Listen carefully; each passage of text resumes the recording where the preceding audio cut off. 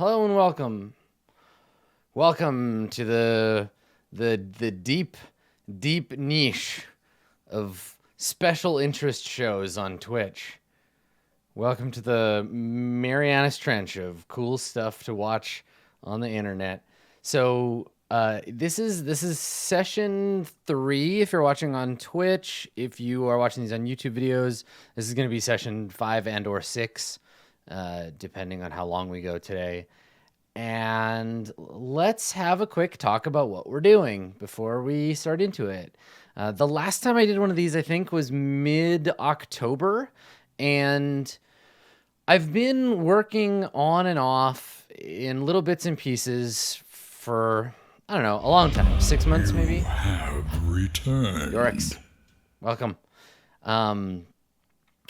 Yeah, 6 months, maybe longer, on a little kind of like micro version of Court of Swords that starts with John Harper's game World of Dungeons and has spiraled out into this other thing that we've been working on stream. You know, as I've said many times, a really good way for me to force myself to get something done is to do it on stream.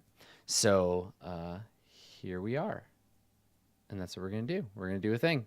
So I want to start, I guess, by looking through the game as it stands. It's about 18 pages right now. We'll flip through it. We'll kind of review what we've done. Groove8, welcome back. Thank you. Thank you for that Prime sub. We'll review what we've done, and we'll talk a little bit about that. And I think there's only really 2 things on my to-do list. And then the game is ready for playtesting, which is kind of cool. That's an exciting thing to be able to say. So maybe we can get it there today. Maybe we can do it. The to-do list is to work out adversaries and GMing stuff, but I think the GMing stuff might wait because I want to do some internal playtesting and figure out what it feels like to run the game. But let's jump over to the thing. Yeah, this bad boy. This is the game in text file form, and as you can see, my to-do list has been, it's just a to-do list of 2 things. Skuznugget, welcome back. Thank you. All right, so this is the core of the game mechanically. It's not really a powered by the apocalypse game. It's this like other thing, but the role is similar. The role is basically Dungeon World or Apocalypse World, right? It's you roll and you add one of your stats, and if you get less than 6 on 2d6 plus a stat, you don't do it, and the GM makes a move. On a 7 to 9, you do it, but the GM will tell you an additional cost or complication. On 10 plus, you do the thing. Now, most things in the game revolve around that one core move. The narrative helps you pick what stat you're using, and you just go from there. But there are a few moves, mostly magic stuff, that use the same model but with different moves. But we'll get there. We'll get there. So we decided last time that the ritual of the game, as written, this is a game that is meant to be played in 5 sessions, played by a group of exactly 4 players and 1 game master. Each session reflects a different sign. So the first session is the fire session, the air session, the water session, and the earth session. Then you do the void session to close out the game. We'll detail what that stuff looks like when I get around to the GM stuff. It doesn't need to be ready now. Playtesting is not going to be 5 sessions, but that's the plan, to represent the turn of the wheel, right? So when you make your character, we generate a suit by drawing cards, looking at their number and suit. You have returned. Not contender, welcome back. We ignore the major arcana unless our entire reading is the major arcana. Whichever card has the highest value, that is your sign and array. If you draw all 3 major arcana in your character creation reading, you are void. You are a void sign character. Your sign will indicate some stuff about your character, but mainly right now it's about your stats, right? This is our first XP trigger. At the end of a session, if you expressed your sign, and then these were all the ways to do that. If you draw 3 major arcana, you were born into the sign of the void, you can choose your stats. Welcome to the Math Squad. What's up, KH? L2K, welcome to the squad. I recognize you. So if you are fire, you have a +3, a -3, a 1, and a 0. If you're earth, +1, +1, 0, -1. Water, 2, 2, 0, 1. And air, 2, -, and 1. Void, you can mess it up however you want, but it has to end at +1. A kind gesture. Thanks, Baron. So your 4 stats are mind, heart, body, and soul, right? You roll mind when you use thought, observation, reasoning, or cleverness. You roll heart when it's about feelings, empathy, emotional energy, connecting to others, and manipulation. Body is for all your body stuff. Soul is for magic, enlightenment, when you use the force. That's that stat. So these are our 4 stats. This is what makes up our character. So far, we've got 4 stats with 4 stuff like points attached to them for bonuses or penalties. And then we have our sign, which gives us our first kind of XP trigger. We then pick our kin, culture, and craft. Our kin are our blood ties and biological connection to a species. Now, we talked about this. I have a few more that we can make new names for. So you could be a human, you can be a dwarf, you could be Tianxi, you can be a Garuda, you can be a Mogwai, you can be a Naga, you can be one of the elemental touched, which we need a name for still, and you can be an ogre. So again, I need a name for ogres. Somebody gave me a name for ogres from Chinese mythology, and I totally blanked on it. Garuda, the Garuda we added to replace. Yeah, see, Oni. We talked about this last time. Oni is way too Japanese, and there's no Japan in this setting. No Japanologue, so it has to be something else. But I'm sure I'll remember it, or someone will remind me. I think it might be in the comments. So anyway, you pick your kin, you pick your culture. So your cultures are urban, rural, monastic, nomadic, military, solitary, academic, penal, and divine. Divine meaning you come from heaven. And then, yeah, it might be Tao Ti. That might be what it was. Let me take a quick look.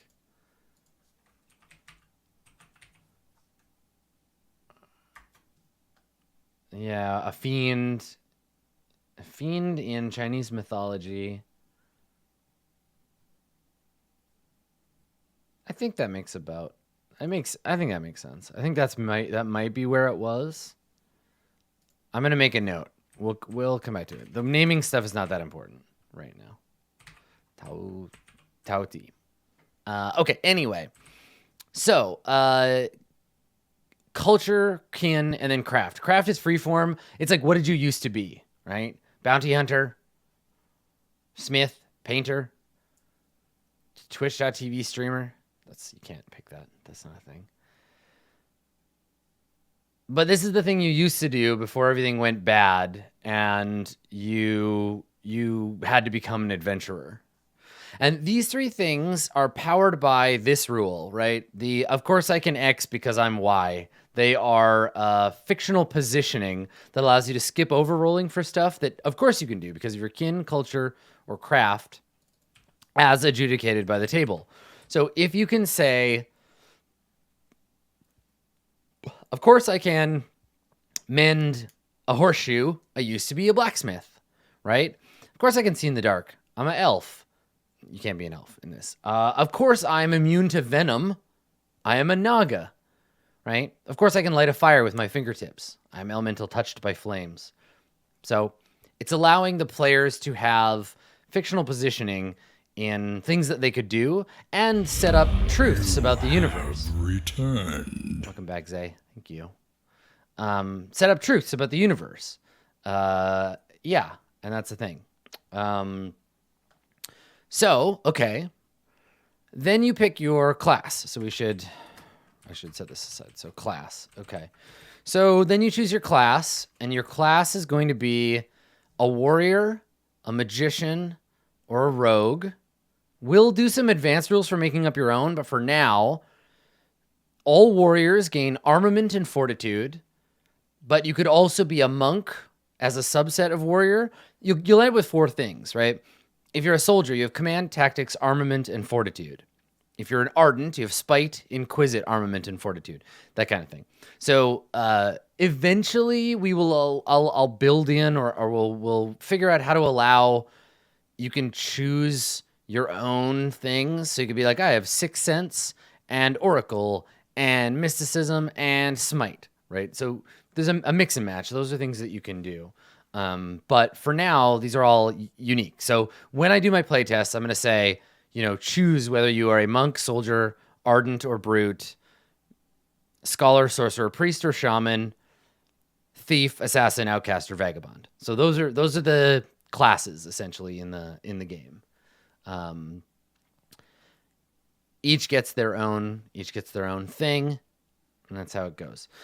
For inventory, we just stole the blades inventory situation.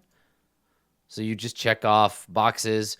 I'm going to need to playtest some kind of like carriage rules to figure out what we need to like lug around. But I think for right now, I'm okay leaving that as a big question mark, right? Like blip. I don't know. We'll figure it out.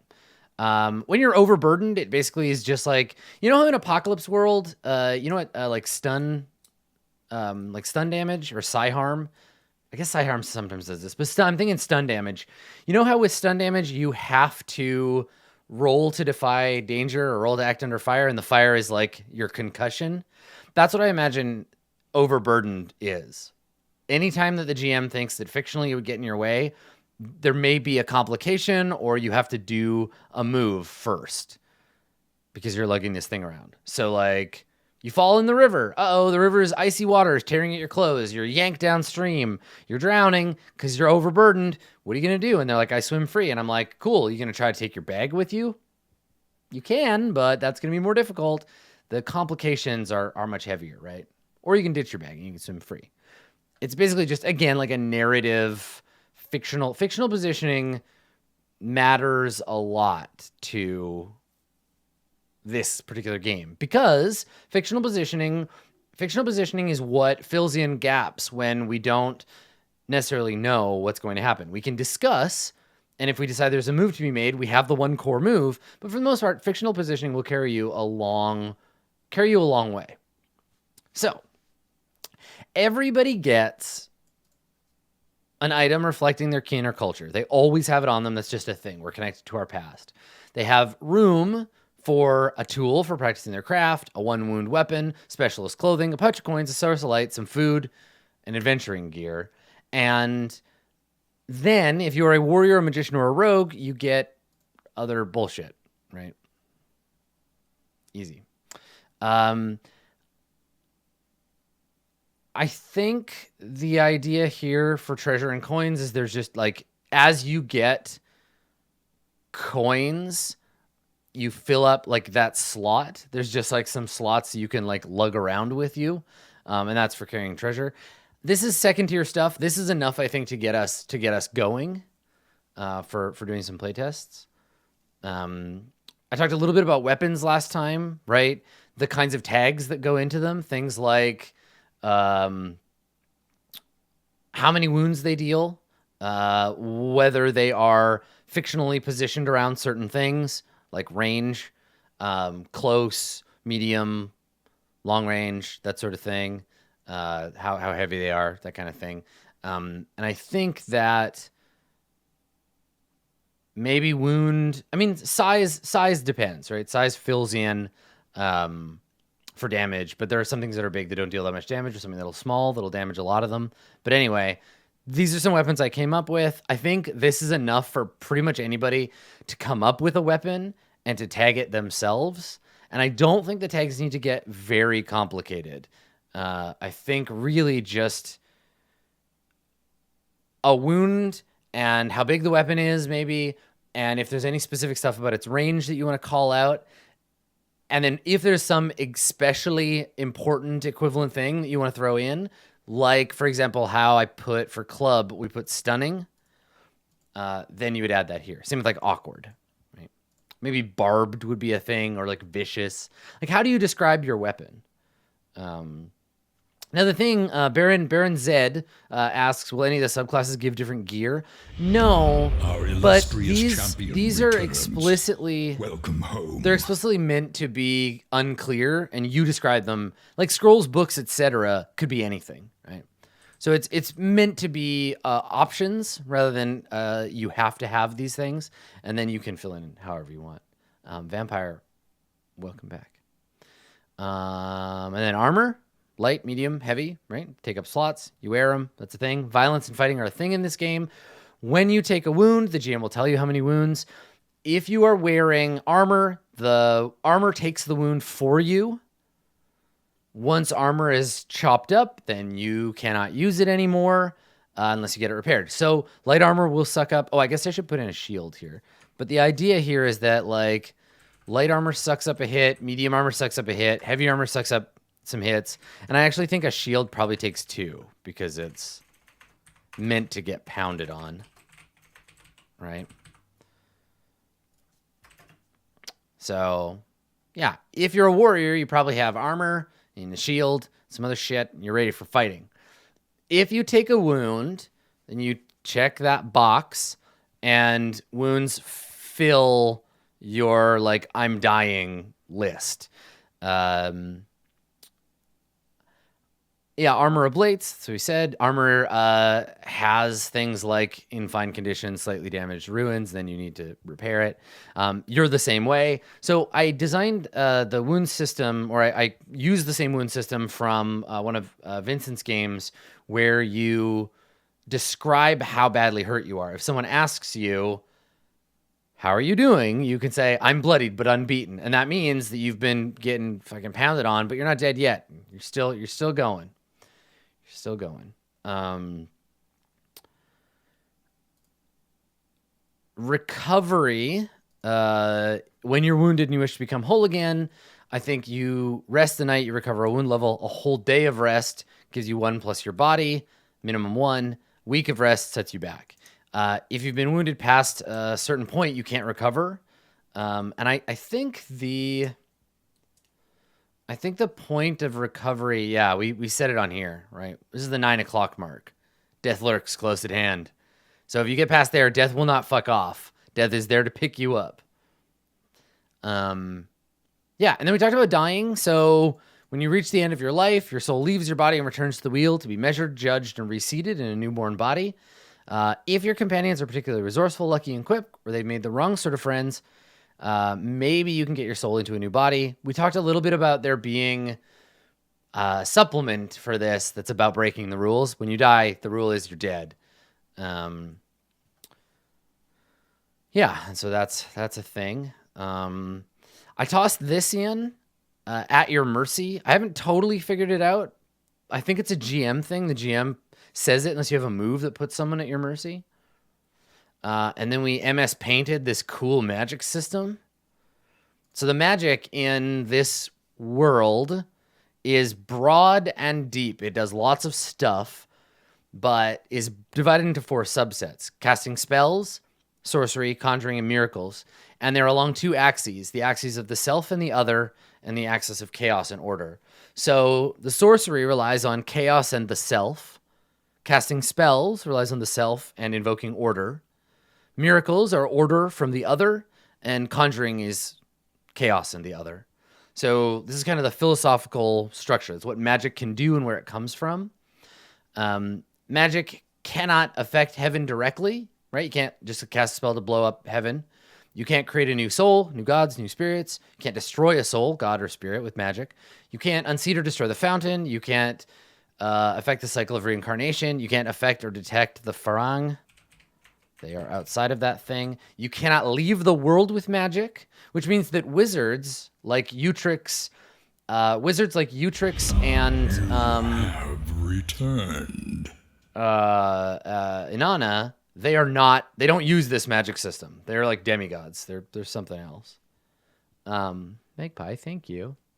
Yeah, it was fun. The GM showcase, it was weird, but it was fun. I had a good time. You can also not change the flow of time. There's no reversing time with this magic. Everything else you can do. So, casting a spell. So casting a spell is what wizards do. We talked about this. Wizard spells are rote and predictable. They're inflexible. They do the same shit over and over and over. You study your spellbook at dawn, committing the day's magic to memory. You roll plus mind. You hold 3. On a 10 plus, your studies are expected, and you commit spells to memory. On a 7 and 9, the GM holds 1, and on a miss, the GM holds 2. You name your spell and describe a straightforward effect. Spend hold to make it occur. So basically, wizards will get 3. They'll always get 3 spells, but the GM will get 1, 2, or none. This is really a move for the GM. This is a move to tell the GM how much they can fuck with you that day. And then at sunrise, you lose all your hold, and so will the GM, and you roll it again the next time they study their spell book. So it's on a dawn cycle, and that's how that goes. So the thing that I wanted to talk about with spells is that when the player casts the spell, they have to name it and describe the effect. The GM can write it down and what it does, and then later other wizards can cast that spell on them. They can use it. So if you make a spell that's really powerful, someone else in the world knows that spell or something like it. I believe firmly in the GM approach of giving the players rope with which to garrote themselves, right? That's the core for me of designing a system like this, is that I want the players to have, they're going to look at this system and be like, wait, I can just describe a magical effect? Cool. Well, I call down thunder and lightning and destroy this town. And I'm like, let me get my GM notebook. Wizards can call down thunder and lightning to destroy towns. Cool. Right? So the more the players do, the broader. If you really wanted to, as a player, if you wanted to play a game of like low combat, and low impact magic, you just make little spells. You just make little bitsy spells and don't do anything crazy. And then the GM, that's going to be a principle of the GM, like reflect their choices back at them. Your job isn't to one up them. Your job is to listen to what they put into the world and then, like the mirror of heaven, reflect it back to them, right? So if they are greedy and powerful and destructive, another principle is going to be killing them is the least interesting thing you can do. That'll be a thing. I'm going to formalize my GM style into the game.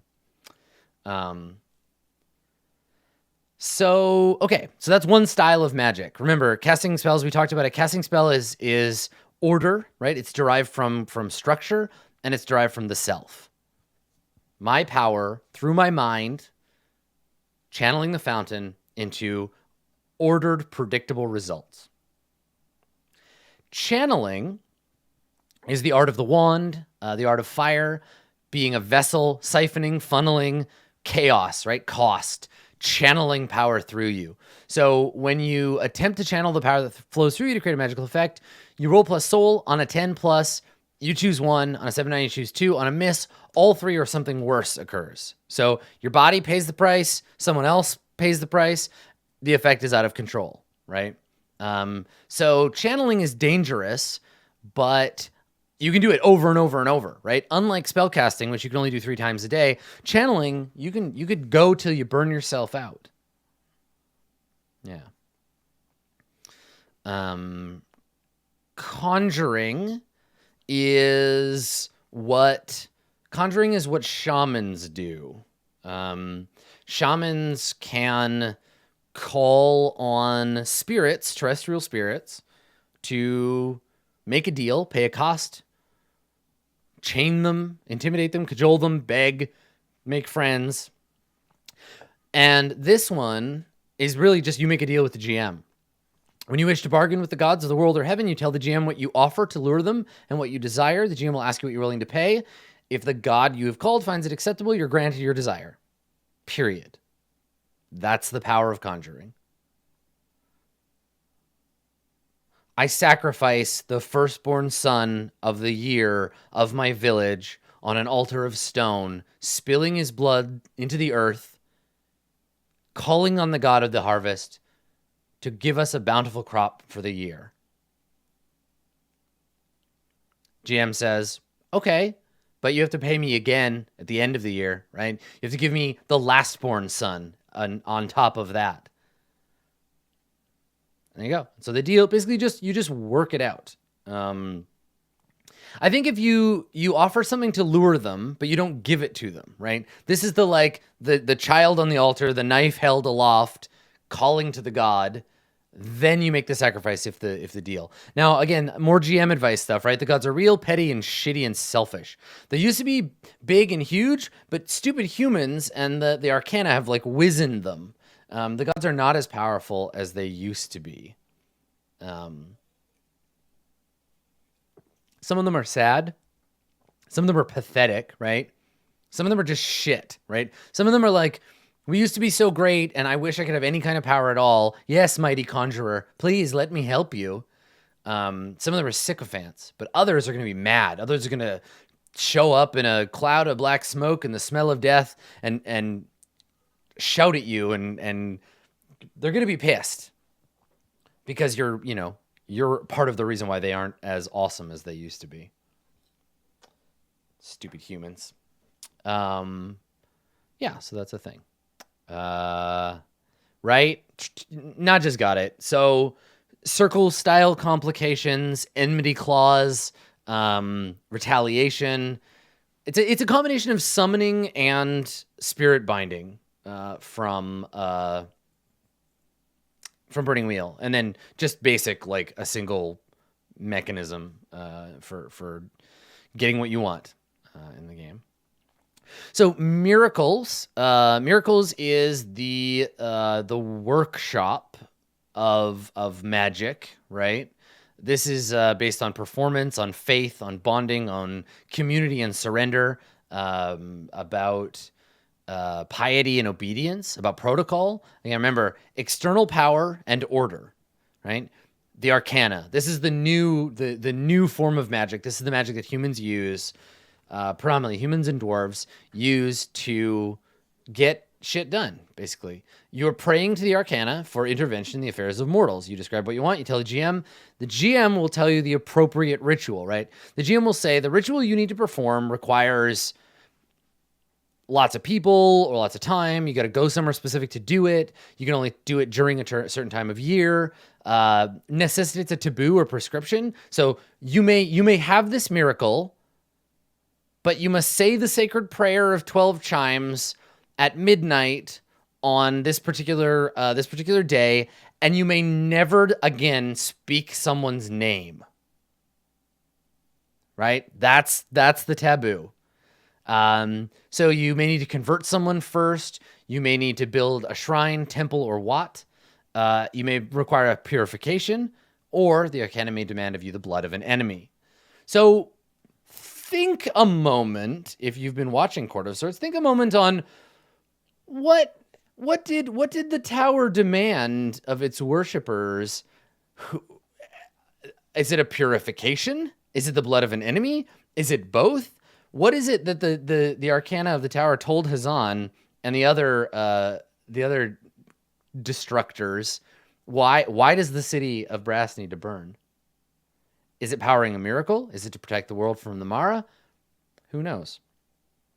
But that's the kind of thing. Like if you are a priest, if you're a priest of I don't know, any of the Arcana, the magicians say, and you say, I want into heaven, the Arcana will send you a sign telling you what it requires to get into heaven.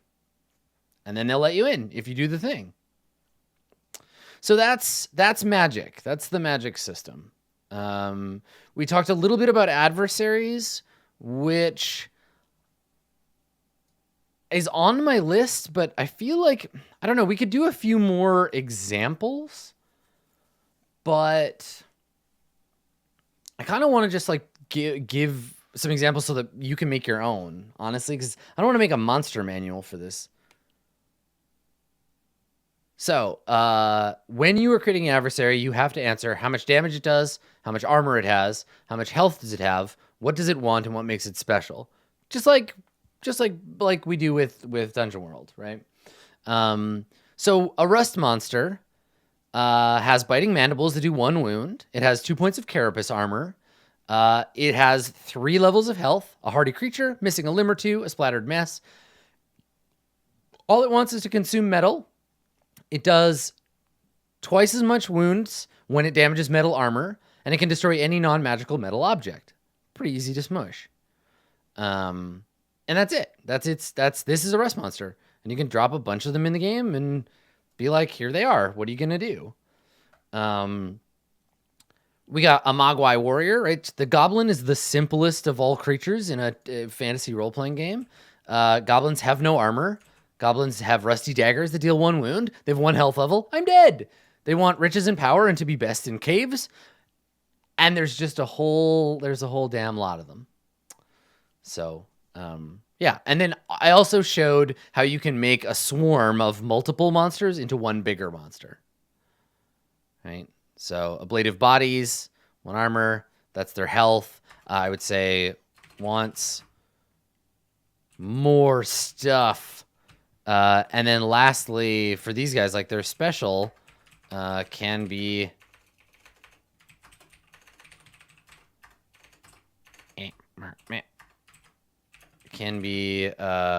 broken down into multiple Mogwai, can incorporate single Mogwai to regain health. So stuff like that. I would say like, okay, here's another example. Let's do like a tougher monster. Here. So there was another name. I had another name for them, but it doesn't matter now. Draculas. So Draculas, they deal as damage as per weapons. Or Terrible Claws. Terrible Claws of Shadow. And they deal 2 wounds, ignoring armor. So that's a thing you can do, right? Just run through armor. And then their health, we can just say like...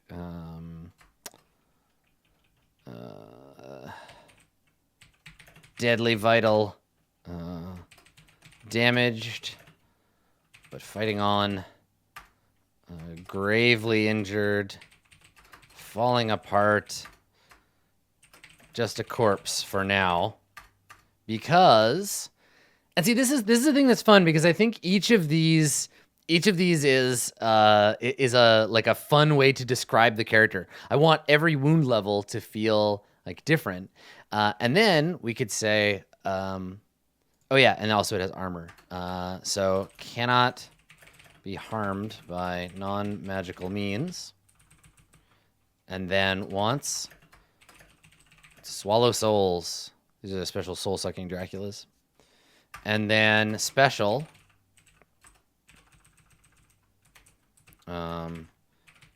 Injuries. I guess I should put this on a list. It inflicts are regained as health. And what else can it do? When killed, unless exposed to sunlight, reforms at the next nightfall. And then you can come up with your own stuff, right? Can summon monsters. I want this to be fast and easy to build your own shit, which is why I don't want to make a whole monster manual. Though that could be a thing, right? Like I could build up more as I play, and there could be a place where we could all record our own monsters and stuff. And I would go back and find special Court of Swords monsters that I like. For adversarial, like big adversaries, I guess actually I should just I'll put this as the a note on adversaries up here. So like for big stuff that can't be dealt with head to head, don't make it an adversary. It's a whatever we call fronts, right? Like it's a non-statted threat to the world and PCs. Now remember, the whole game, you'll only ever have one of them in your game because the whole game is meant to be played in five sessions. Home. So if your adversary is your key adversary is a god. Also remember, gods in this aren't that big a deal. I mean they are, but like they're on the way out and they're kind of weak. Like I envision that the only reason that they stay around is because their jobs are important, right? Like, yes, they're in the grand scheme of things, they're crazy powerful in terms of like they're at the higher level of the monster manual arc for playing D&D. But like the thing about the gods is that they're meant to be human and petty and kind of shitty, because they obtained that when they gave up the way they used to be in the primordial time period, right? Like in our primordial sessions, the gods were desirous and strange and a part of the earth, but they've given up the earth. They've become a celestial. They're the heavenly bureaucracy, right? Like the most powerful gods are the gods with the good jobs. And by good, I mean they get you the most prayers, and you don't have to do that much.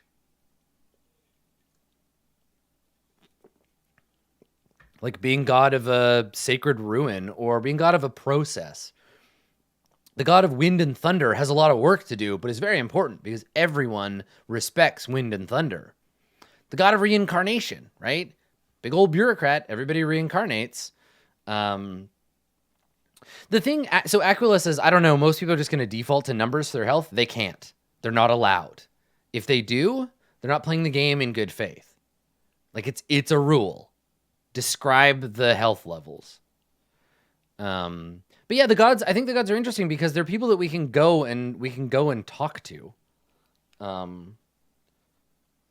So I don't know. When I work out the GMing pacing stuff later, I can figure the god of luck is that's a great job to have. You don't do anything and everyone prays to you, except the god of luck has lost all these worshipers over time because there is no god of luck. People assign luck to the Wheel of Fortune, which is not a god. Remember, the Arcana are siphoning prayers. Heaven is like a.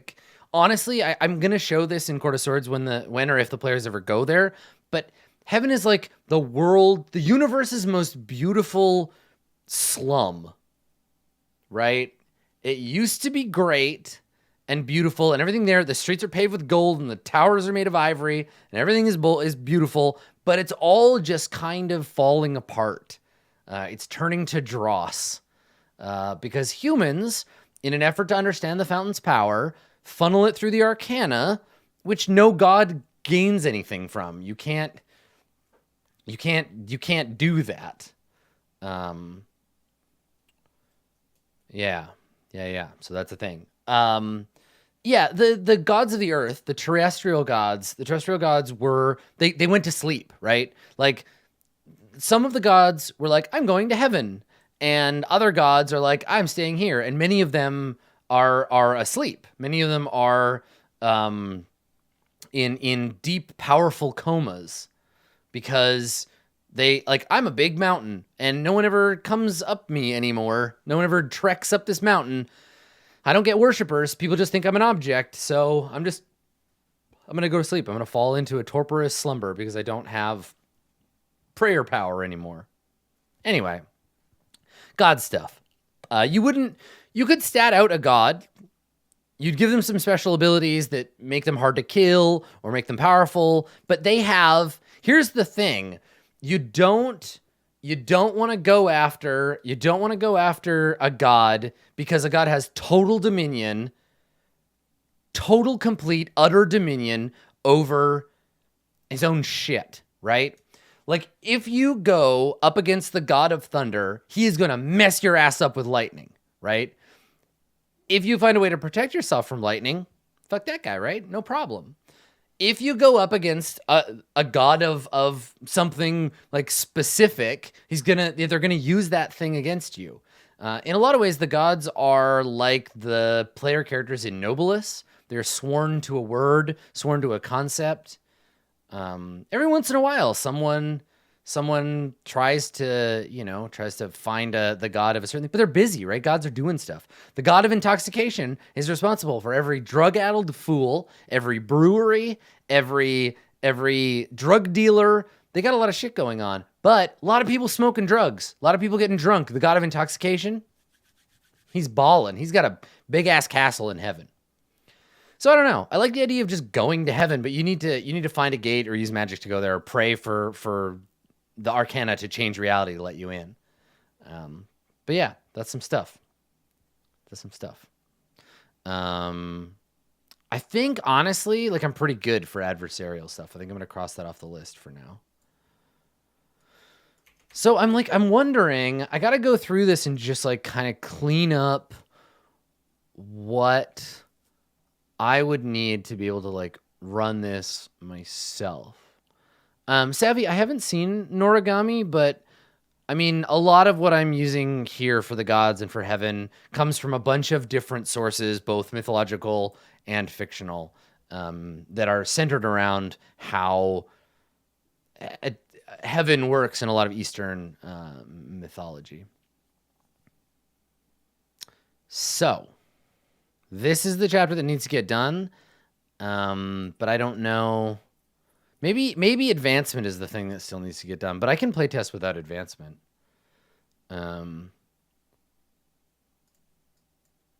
Yeah. So this was the other XP thing. Here, let me switch this because XP and advancement needs to go here. And when the characters visit a fortune teller, draw a card for each character to each one. Here are the XP triggers. I guess we could just make a character. I guess that's something we could do to test out this structure. And then advancement, yeah, like we talked about advancement. I think karma is the advancement thing. EarthX, there would be a god. There are gods responsible for everything, but I don't think they would. Some of them definitely siphon their job off to other people. They have a whole ministry, but other gods, like the breathing, might fall under the god of air, right? It might be a shared ministry with the god of health, right? Breathing is important to health. The god of the sea maybe the god of the sea and the god of health got in a fight, and that's why humans drown when you put them underwater. Everything about the world is based on the gods and the way they made it. So anyway, so XP and advancement, the characters visit a fortune teller to get XP triggers, which we'll figure out later. I'll show you how that works. I'm going to need my tarot deck, so I'm going to have to get up and grab that in a sec. But so Dharma. Dharma was the big revelation from last time. Dharma is the thing that maybe interests me most in this game. Oh yeah, that's what we called XP. Yeah. Okay, so these are your Dharma. Now, when we talked about how this stuff works in this game, this is like maybe my favorite part. Dharma represents your willingness to obey the patterns the universe has put before you. So, accordingly, when you illustrate your sign under which you were born, follow the Dharma of your sign, mark Dharma. When you illustrate the desires and drives of your class, mark Dharma. When you illustrate the patterns of your kin or culture, mark Dharma. When you obey the precepts of your tarot bonds, mark Dharma for each obeyed. You accumulate Dharma and then you can spend it to control your destiny. And I definitely like this. So you can spend the Dharma you gain on rerolls or to buy a temporary 7 and 9. So we'll figure out the costs for these, but you spend Dharma to reroll, you spend Dharma to change. Basically, you're changing your fate, right? Draw a new tarot or choose a new tarot. You can also commit your Dharma, which means forgo using it and bank it for your epilogue at the end of the game. And at the end of the game, you reflect on the life of your character and you make decisions about what happens to them. This is details that we'll work out later. But basically right now is you spend Dharma from the bank that you've settled up on to tell a better story about your character. There are tiers. There are... you get the good ending if you earn a certain amount of Dharma and never spend it, right? This is about winning the battle versus the war, etc., etc. Your max possible Dharma is 30, right? That's how much you could accumulate. You win, but you don't win your game. You win the game of the fountain. And I think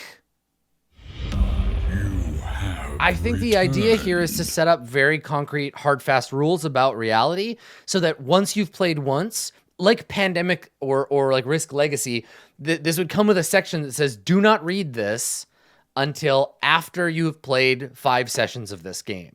Because then you can open it and you get introduced to the Mara, and the Mara say to you, hey, guess what? You know those rules? Fuck that shit. Let's get real. And then this is the other version of the game where you're like, wait, what if the gods are lying? What if magic is false? And we'll create a new magic system and we'll throw out a bunch of the assumed rules. The Mara game you can play forever. You can cheat death, etc. So what I think I want to do with death in this is not make it I don't know, maybe you can't die in these 5 sessions. Maybe we can just write death, but then that takes away some of the things. So I guess if you die, like if you die in session 3, there need to be rules for what you do for the other sessions while your friends play. Anyway, each session is a season. Each season has its own GM moves and agenda, right? Obviously, things to show them. Won't every game devolve into Mara Madness? No, you pick, right? Like, if you're playing... Ultimately, the game takes 5+... They take 5+ sessions.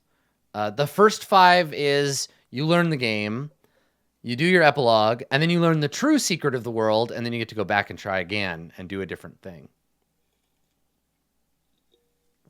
Now, the problem is, if you die, you can't get the good ending because you'll never get enough Dharma because you only have as much Dharma as you have for the sessions remaining.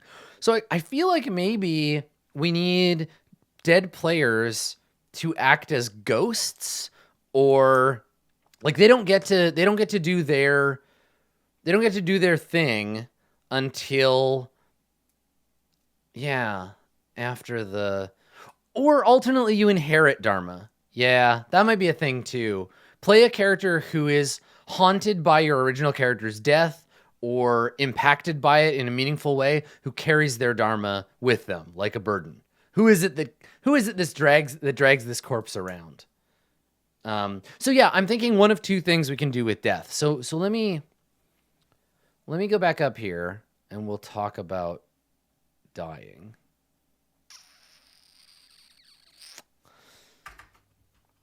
So what happens when we die? So I think the thing here is that when someone dies before their life's journey ends, their Dharma remains to be carried on. So, yeah, I feel like either you become a ghost. Maybe there's 2 options. If your character dies before the void session begins, or before the void session, because I think if you die during the seasons, you're done. You have 2 choices. 1, you become a hungry ghost, doomed to lurk over the shoulders of your friends as they continue on without you. So maybe there's some rule here about like you get some points or something, and the Hun and the Po. Oh, I like this. Okay, you become a split pool of points, which you can use to influence the game. Spend a point of yin essence and then spend a point of yang essence. And these are like, you get to make GM moves basically and like mess with the characters. Yeah.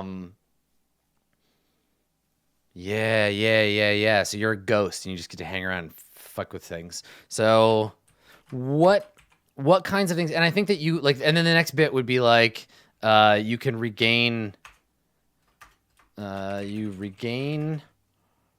essence by, let's see, by yin essence.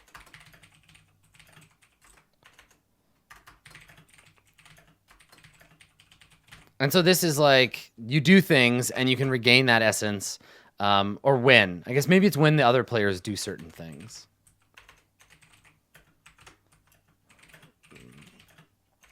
When the characters... Because you want to encourage them. Basically, the idea here is like feeling and logic. Cold and hot. Yeah.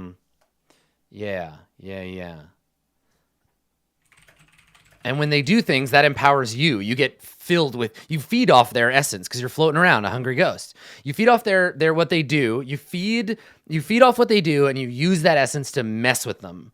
Yeah, you gain yin when they do yang things. You gain yang when they do yin things. Exactly. So... yin and yang are typically characterized by... Let's take a look. Let's look at them. So we get some dark light shit in here. So the yin is traditionally negative or passive in nature. It is of the moon. It is covert. It is concealed. It is hidden. It is... overcast, sinister, and treacherous. And the yang is positive and active. It is open and overt. It is of the world. And yeah, okay. Yeah. Okay, so what are some things that you could do, and what are some things the players can do?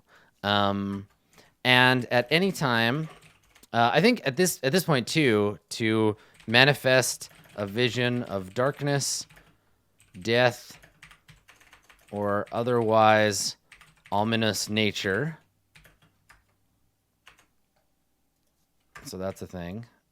Spend a point of yang essence to manifest a vision of gluttony, hedonism, or otherwise exuberant nature. Right? So this is the, like, you get to play around in the game. You spend a point of yin, and you're like, the windows become cold, and one of them cracks, and your drink freezes in your glass. You hear a howl, like, avenge me, right? Yeah. Okay. So that was the intent, right? Manifest the vision is your way of communicating as a ghost, as a hungry ghost. But you can also... spend a point of yin essence to... here we go. Make an NPC's mood turn dark, sad, or somber. Right? Make an NPC's mood turn bright, cheerful. I don't want it to be cheerful. How about like bright, aggressive, or like gluttonous? Like something like that? Like intense? Yeah, brash. Yeah. Okay. What else could we... Oops, I spelled aggressive incorrectly. What else could we do? And also, yeah, you can only spend one kind of essence. You can only spend one kind of essence in a turn, or whatever in a scene. You may only spend one sort of essence in a scene, starting with the first point you spend. What else could we do? Yeah, like aggressive. Oh, here's one. Make someone blurt out a truth. Force someone to lie. Right? So good. Okay, cool. What else? Because these are like the background pulling strings. They can affect your mood. Ghosts are there to haunt you, not just to mess with you, not to hurt you or oh, I know. Here's one. In essence, to make a wound worse than it seemed. +1 harm or +1 wound, right? And also I want them to be mostly bad. Like mostly like the ghost can't they can't like I don't want them to float around helping. I want them to like mess with things. Cause growth where it is like I mean like cause plants to grow or something like that. What else could a yang-powered ghost do? And I'm also going to change this bright to lustful. If you die, you can't win. You have the Dharma that you got locked into, and then that's it. Let's see.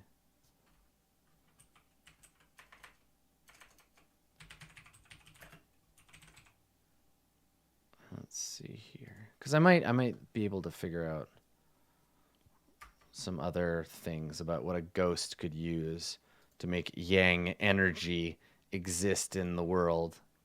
I have looked at so many like terrible new age websites.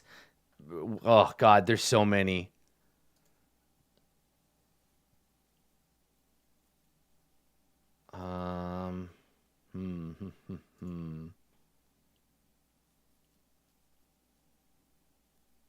Yeah, something like that. Okay, well, we'll figure it out. Maybe this is too... Maybe that one was too specific. Yeah. Okay. Cause someone to pursue an impulse, and then cause someone to ignore a passion. Yeah. Totally. Okay, so that's fine for now. That's good to start. We'll have to play test these and figure them out. You regain yin essence when the living characters, you're a mirror to them. So when they follow their desires, seek pleasure of the flesh, become drunk, or eat beyond their means, or feast, become drunk or feast. Basically, when they just act like hedonists. And you gain yang essence when the living characters act with dispassion, act logically, seek logic, ignore the immediate,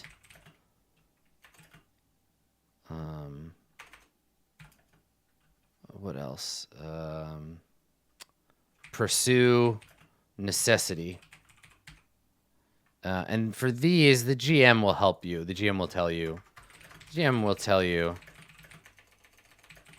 when you regain essence, but it never hurts to ask. All right, something like that. And yeah, you'll have a pool, right?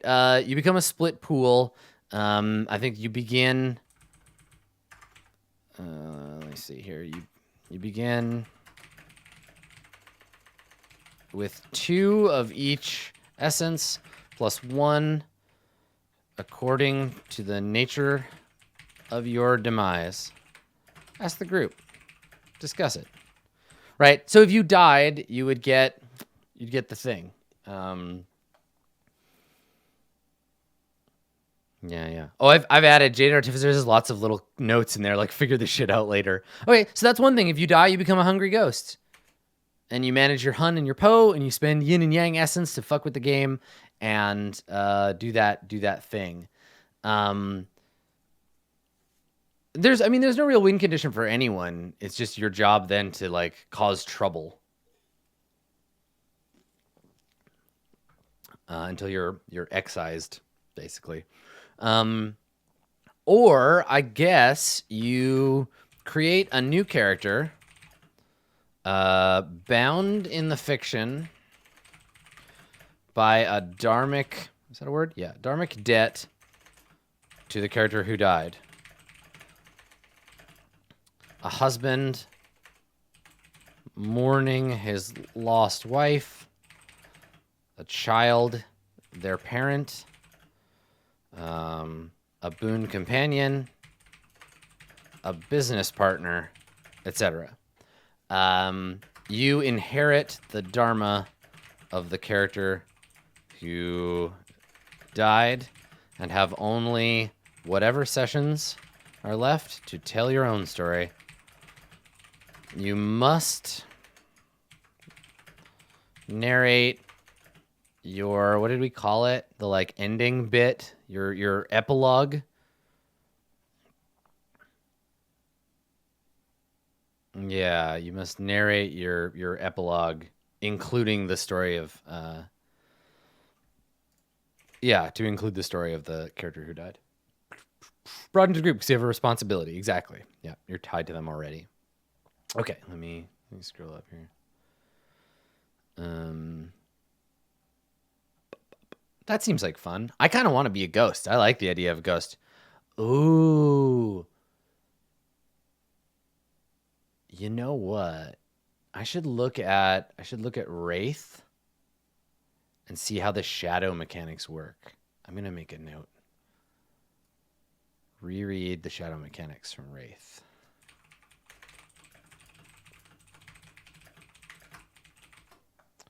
Cuz that shit was fun.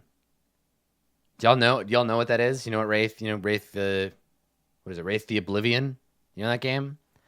It's one of White Wolf's like not that popular games. You play a ghost. You play someone who's died, and your ghost, you have a specter or a shadow or whatever. You have a shadow because if your spirit dies, your ghost becomes, your shadow becomes a specter. But anyway, you have this shadow, and it's like this thing whispering in your head all the time to tell you to do bad things, and it offers you points.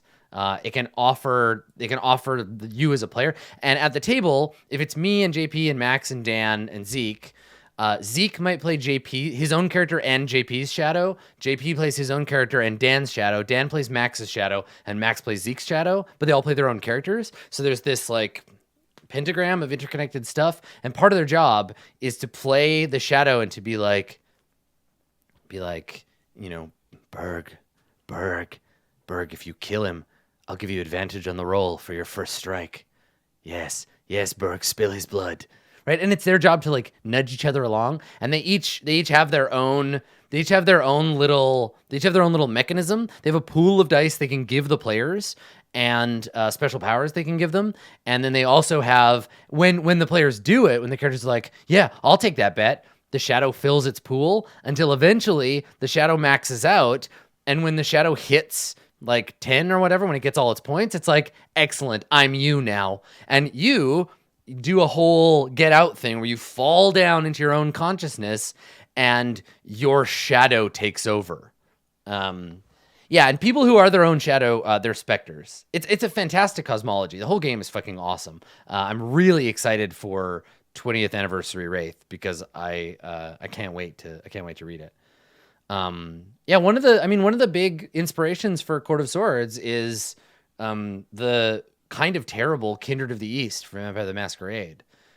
Overall, really bad supplement, but lots of good little bits and pieces.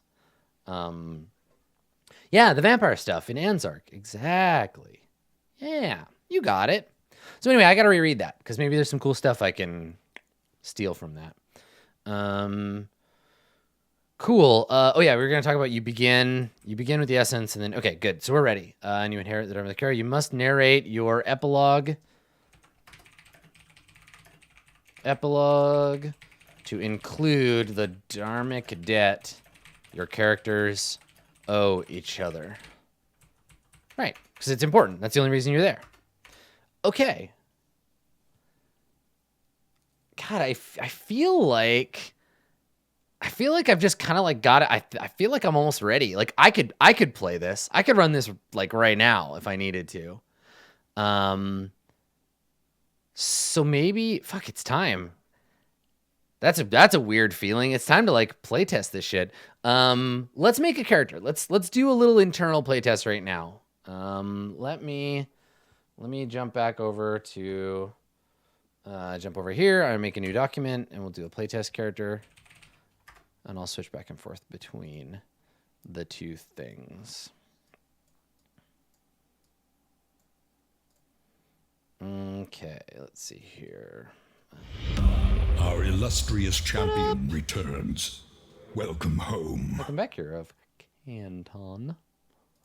All right, MicroRPG test character. All right. Give me a second. I'm gonna grab my tarot deck. Don't go anywhere. We're gonna do the thing. What tarot deck? A kind gesture. Morgan Greer, the Aquarian tarot. Ostara. Let's use the Ostara tarot. I got like fucking 6 tarot decks back here. Seriously, I have so many tarot cards. It's dumb. It's really dumb. Oh shit, Mokarade, thank you. May the gods, whether they're real or false, watch over you, my dear friend. Oh yeah, I'll definitely stream. I'll stream a playtest. I'll get some nerds together and we'll do like just like a 2-hour how does this game work thing. Okay, so this is the deck I'm gonna use. The Ostara Tarot. This deck has like some of my favorite imagery. If you're the kind of person who likes fancy looking tarot decks and you end up buying them when you see them, I'm probably about to blow your mind. Check this shit out. Look at this Knight of Wands. Look at her. Fucking focus. Yeah, look how cool she is. This has my favorite, what's it, 10 of Swords, I think, in this one. They're so pretty. It's such a pretty deck. Let me find the 10 of Swords, the saddest card in the deck. Everything's fucked. It's like the Tower's sadder brother. There it is. Oh my god, it's so sad looking. Look. Look at this. It's a whale with swords in him. Come on, focus. Oh, come on. You can do it. Autofocus. Get your shit together. There it is. Oh, look at that whale. All kinds of fucked up by those swords. What does the Tower look like in this deck? I actually don't know. Let me see. Emperor, the King. This is like totally stupid that I'm just digging through a tarot deck while I have you on stream. It's okay. It's gonna be worth it. The Devil's really good in this one too. He's like a dude with like a fly head, I think. There's a lot of bunnies and like weird fish people and stuff in these decks. The Magician looks like a Persona character. Zawarudo. Look at how it's so good. Look at how Court of Wands this dude is. This is the Page of Swords, I think. Look at that shit. It's so good. It's so good. Oh yeah, this is the Devil. Yeah, look at this creepy dude. Look. This is probably one of my favorite Devils too. I forgot about this deck and how much I like it. Okay, the King of Coins. Where's the Tower? Where are you, the Tower? Ooh, the Emperor's a sexy man. Page of Wands. That's pretty cool. Oh, yeah, there it is. Look at this. This tower is all kinds of fucked up. It's a little hard to see because there's green on it and the chroma is all like fucking with it, but yup. All these doves flying out of a burning city. Okay, let's make a character. So,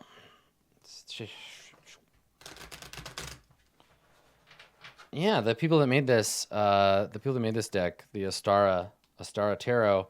There's 4 artists, and they're from, I think they're all from Vancouver, or they're all from like near here. And I bought this from them. I bought it from one of the artists at a coffee shop. I ordered it on the internet, and I went and I picked it up. Oops. Okay, let me shuffle these. Okay. Yeah, I mean, the devil in tarot is not a bad guy. He just represents making contracts, signing deals. Okay, back to the gameplay. All right, here we go. Oh my god, I know. Zeke doing an actual tarot like reading. He bought that deck for the game, too. All right, chat. Here we go. Okay. So, we need to figure out our character's sign. That is the first thing. I'm going to record the cards because it'll help me roleplay the character, probably. I mean, it's a fictional character. I mean, they're all fictional, but you know what I mean. It's fictional for the case of... Okay. So I got a 6... Boop. Little mer lady. I got a 6 of coins. And then I got a 6 of wands. Fish hat. 6 of wands. Okay. I think we might need to understand. I guess I get to pick if it's a tie. A lot of aquatic theme. 6 of coins. 6 of wands. And then here we go. The ace of cups, it looks like. Come on. Show everybody. Too sparkly. There it is. Ace of cups. Look at how much fun everybody's having. Okay, so it's the ace of cups. And I guess that means I need to, if there is a tie, you choose. So this means we are, ace is 1. Yeah, ace in this case is the 1. It says on this card, and that's how it goes. And I've always, in tarot, it's 1. Okay, so that means my sign is either coin or wands. Do we want to be fire or earth? Let's be fire. Okay, so we're under the sign of fire. We will mark Dharma when we illustrate passion, will, anger, purification, protection, something like that. Okay. Mark Dharma, attorney at law. And then, okay, that's our sign. Now we need to do our stats. So stats are -3 + 1, 0 + 3. So mind, heart, body, and soul. Should we make a spellcaster? Maybe I'm thinking like a sorcerer, maybe? Something like that. Let's do mind 0, heart +1, soul +3. No, here, let's switch these. Let's do heart -3, body +1. This person is not magically powerful, not very good at giving a fuck about people. Also not very manipulative. Kind of like decently strong or fast. And not super thoughtful. Yeah, Mark Dharma prosecutes cases brought to him by Dick Chariot. Get out of my office, Dick. Come on, Mark, you got to do this for me. All right, so our kin, our culture, and our craft. So which was the spellcasting class that was based on soul sorcery? I think. Let's find out. Yeah, channeling. Yep. Okay. So we're going to be a sorcerer. The tarot, I'm going to try to find a link for you. The tarot that I used is the Ostara tarot.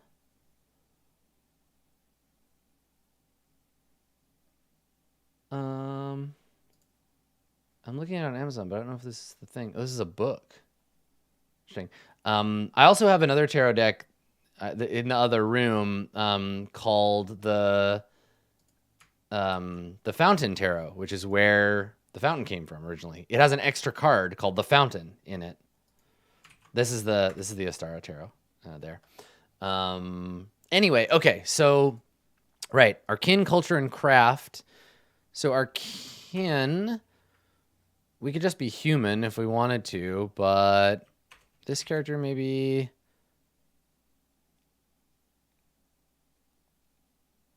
No, let's be human. I like being a human. My culture,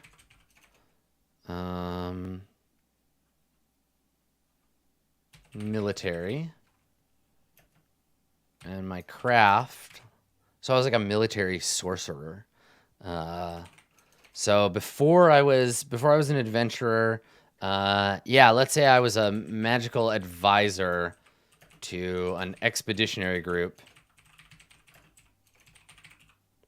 So I don't know. Let's just change it to magical spy.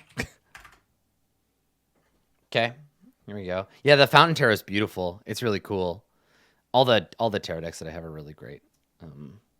I forgot that I had this Ostara one. It's so pretty. I'm gonna do a reading for myself later. Okay.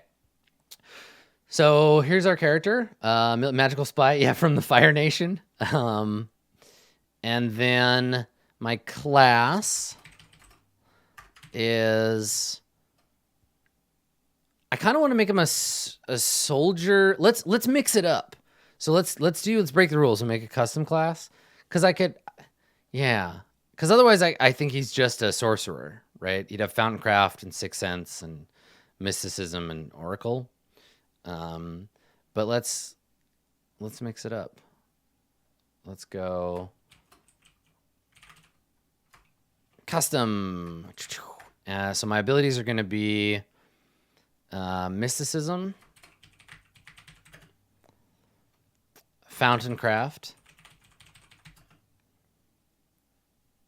I don't think he'd have Sixth Sense, but he'd have some military stuff too. And then I'm going to give him also Tactics and... Oh, I'm going to steal one from the rogue ones too. Tactics and Deception. There we go. Nice. Done. Okay, cool. So I can channel with Fountain-Craft. I have Mysticism, which allows me to perceive and harness the power of the fountain. You have to... We'll make it clear somewhere, but the idea here is that you have to pick a... We need another name. I guess archetype for the higher level thing. Yeah. Because that'll determine gear. So you choose an archetype, which is to say magician. And then my class abilities. Yeah, there we go. Okay. Our Mysticism, Fountain-Craft, Tactics, and Deception. And in the character creation, when I turn this over to other people who are not me, I will indicate what you are and are not allowed to pick, but whatever. I'm the designer. I can break the rules in the first character session. All right, so there's my abilities. Mysticism, which is required for Fountain-Craft, so I have to get those two together. Mysticism doesn't really do anything on its own, except that I have some like loose perception of the general ambient magic of the universe. And then Fountain-Craft, Tactics, and Deception. Yeah, so Deception, he's not very manipulative because his heart is so low. So actually, maybe we should switch those again. Let's do that. There we go. And that'll give me a +1 whenever I'm trying to convince someone of something that's not true. All right, great. So there we go. I've got a human military magician. I can do all kinds of fun fictional stuff because of course I can. I'm just in the military. And then I've got my inventory, and because I'm a magician, this is my default inventory. And then I also have the regular stuff everybody has. And so my this is archetype here. So my item reflecting my kin or culture is going to be something military, an old medal that doesn't belong to me. There you go. So something I never earned. Okay. And then I can figure out weapons and stuff later when I go into my adventure. But I might also I'll get a 1 wound weapon and some other magical junk. My wound levels, I can just copy over the character sheet. Copy that. So there's my wound levels. And my my Dharma, which is just nothing. Now my Dharma keys, my bonds. Let's imagine that I'm in a group. Imagine that I'm in a group with 3 other players. I need to draw 3 cards for our bonds together. So let's work out my Dharmic bonds, and we'll do a tarot reading for my other characters. So there's another character in the party.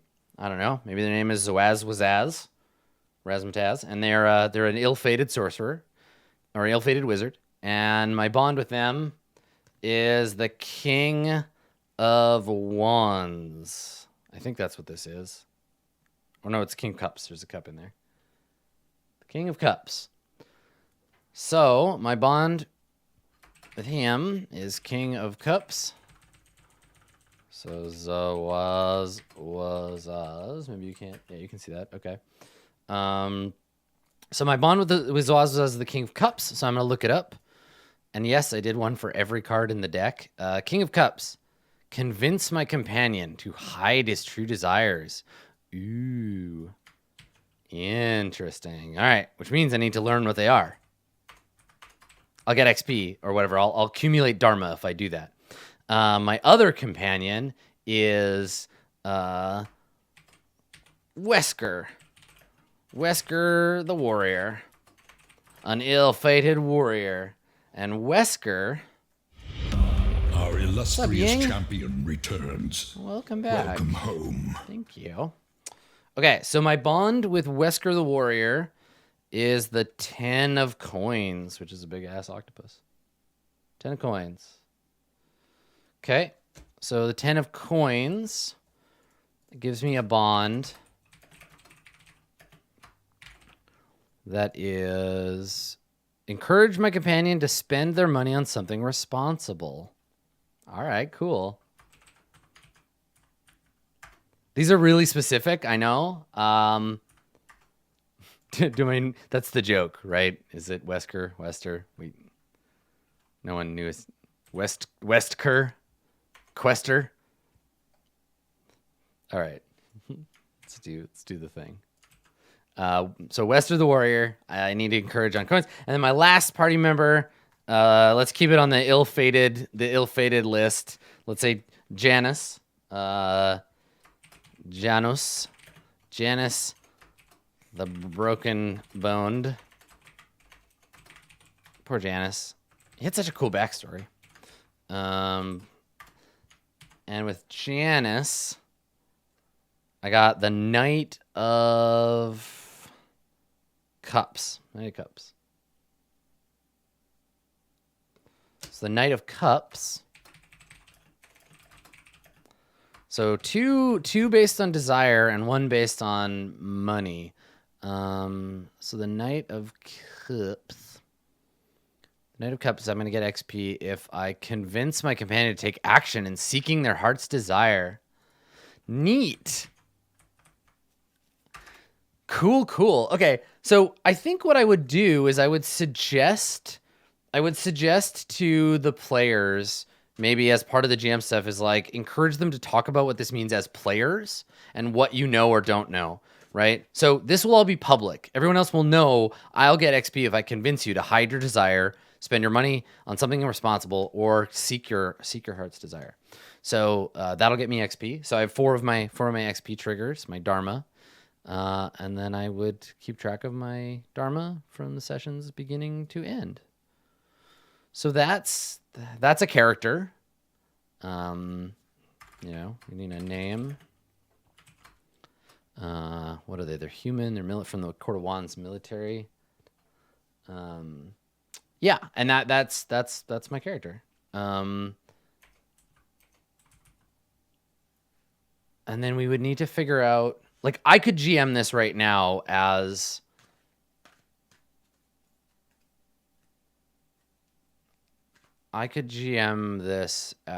a thing without anyone else needing, like, I don't need to write the rules for that. The idea would be codifying the way I GM it into its own unique thing.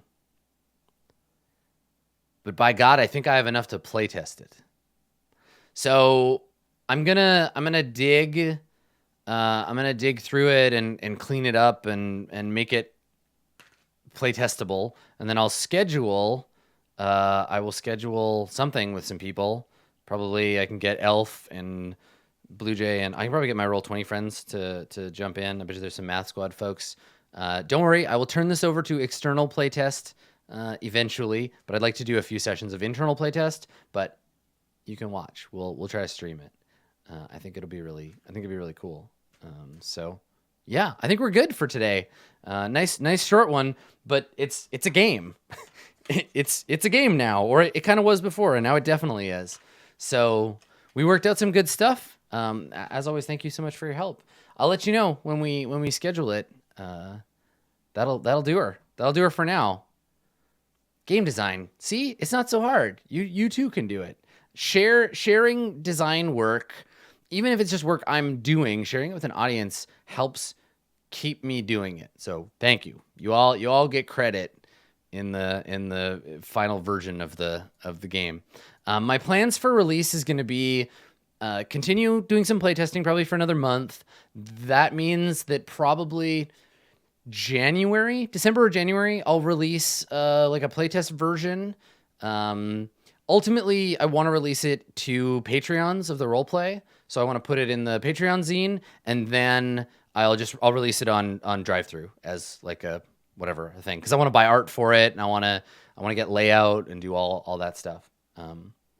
Yeah, cool. It's a real game. It's gonna happen. I'm gonna make it happen. We're gonna playtest it, and if it survives playtesting, I'm gonna publish this shit. So cool. All right. Well, that's it. I hope you enjoyed it. I hope you learned a little thing or two. Thanks for your help. We will see you next time. Bye, everybody.